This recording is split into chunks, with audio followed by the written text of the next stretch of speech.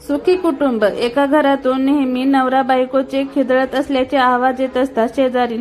तुम्ही किती सुखी कुटुंब आहात. सतत हसत खेळत असतात. एक विवाहित स्त्री स्वतःच्या जिभेवर हळद कुंकूने अक्षता लावत होते. तेवढ्यात नवरा, अगं हे काय करतेस बायको.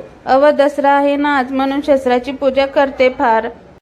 पुरुष हा लग्नाआधी वाघ असतो आणि लग्नानंतरही वाघच असतो. फक्त लग्नानंतर दुर्गे देवी त्या वाघावर बसलेली असते.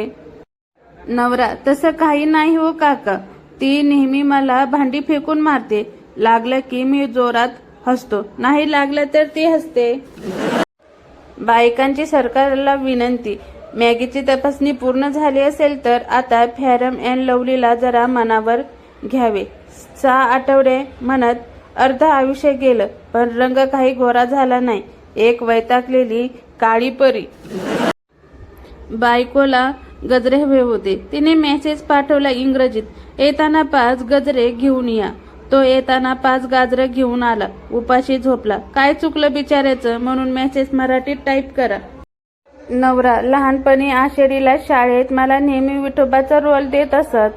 बायको, बाकी सर्व मुलं गोरी असतील मग.